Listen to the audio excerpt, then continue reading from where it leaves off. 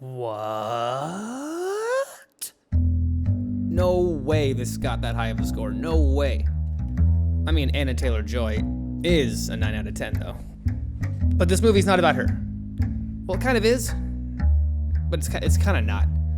It's kind of more about Thomasin McKenzie's character and how she gets roped into a life of fashion designering in London, trying to get away from the old town that she lives in. And there's not much going on for her there.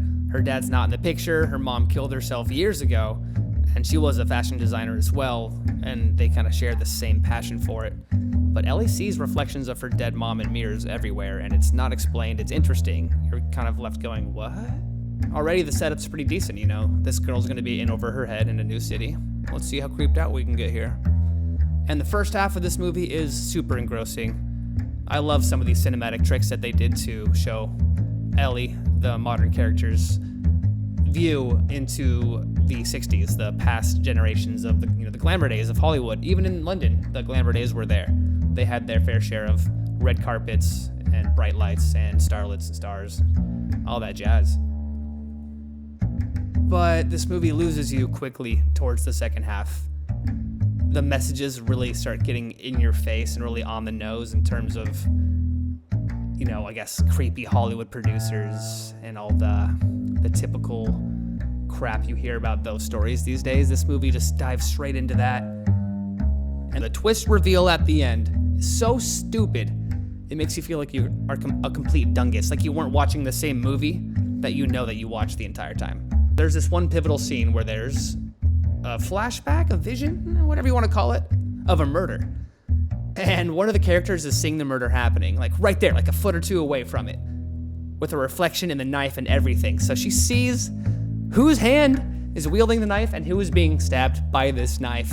And then, like 20 minutes later, the director straight up goes, "Psych! The knife was in the other person's hands." So the audience and the main character were completely led astray. We were lied to. We were made fools out of. Bumbling, dumbling fools. Sorry, cat, now's not the time. Stop meowing at me. Stop meowing at me. This movie had a lot of potential, beautiful visuals and effects, and, costumes too. Although, let's be real, this movie should have focused way more on Ellie's obsession with fashion, kind of like a Devil Wears Prada meets psychological thriller. No? Her knowledge of fashion and stitching her own clothes didn't do anything to solve the mystery, per se. Nothing to do with it. She could have been any art student and it wouldn't have any impact on the story. So you lose a bunch of points for that. And they totally forgot to utilize the fact that she had visions of her mother in mirrors at her house all the time. Growing up, that was just normal for her to see ghosts, at least of her mom. What happened to that storyline? Wow. Maybe too many eggs for Mr. Wright to juggle. I say he needs to go back to his buddy films, his satire, his comedy. That's where his strengths lie. First half of this movie, if I were to rate it, 8 out of 10, maybe even a 9. Super engrossing first half, loved it. And then it just falls apart. I couldn't stop laughing out loud in the film. Luckily, there was no one around me when I pulled out my phone and started taking notes. During the twist ending, that was some big twist, where you pretty much just, do you trust your own lying eyes? You will in this movie, apparently, otherwise you're gonna be another hater.